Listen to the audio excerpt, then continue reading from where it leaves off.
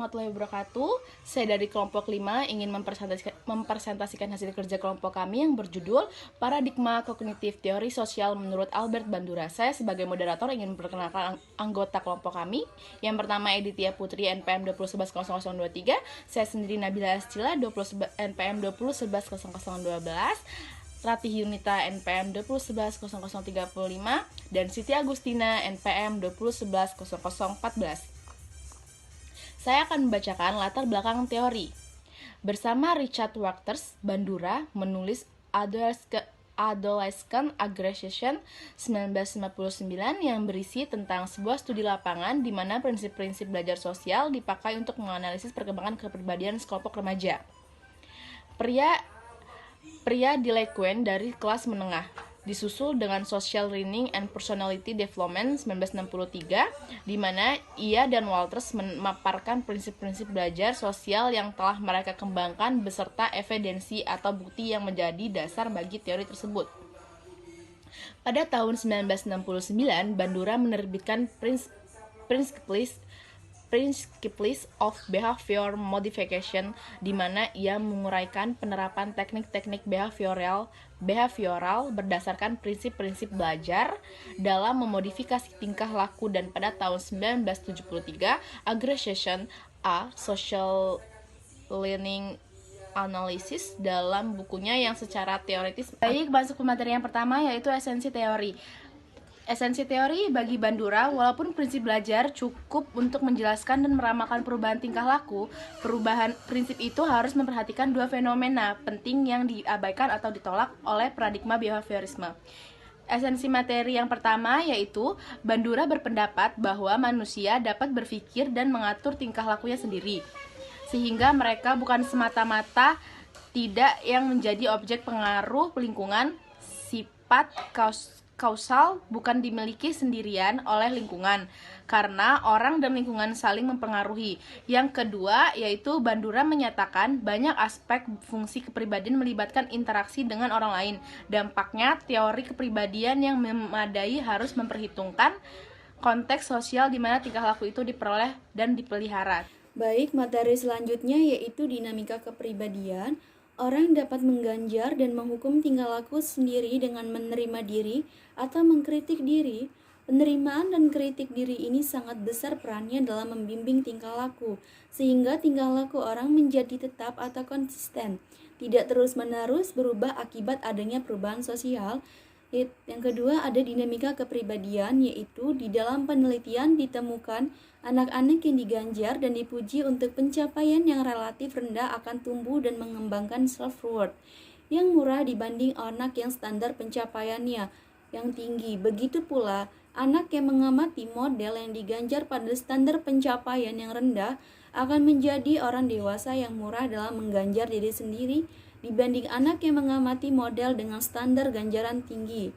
Dan ada perkembangan kepribadian.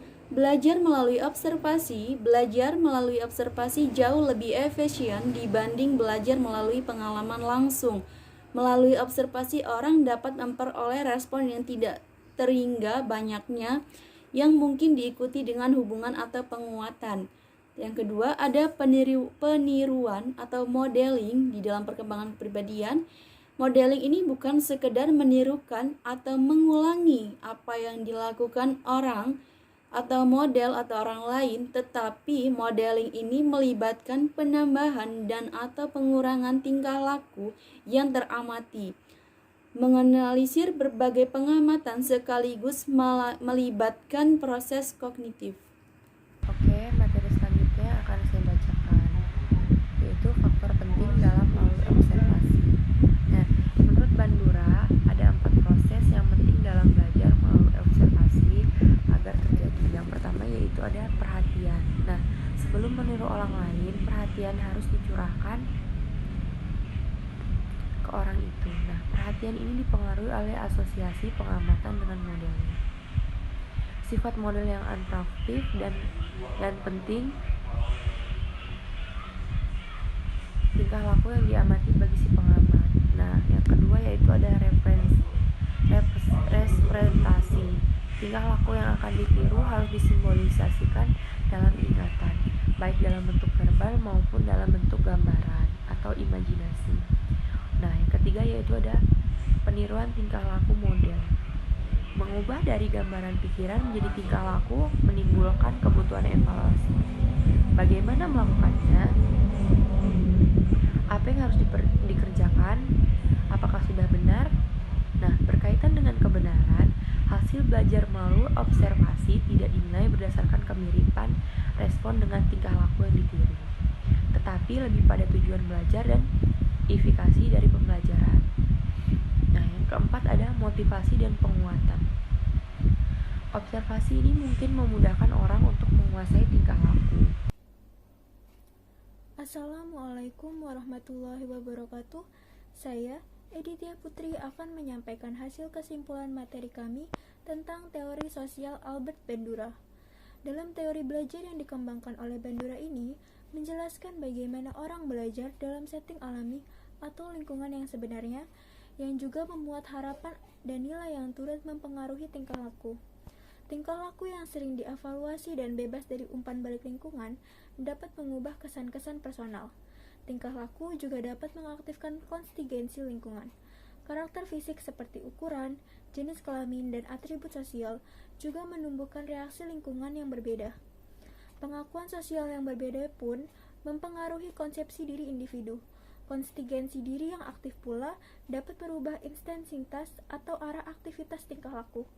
Tingkah laku yang dihadirkan oleh model dengan model yang diperhatikan oleh pelajar lalu dikembangkan oleh tingkah laku yang disimpan oleh pembelajar yang berujung pada proses kode-kode simboli.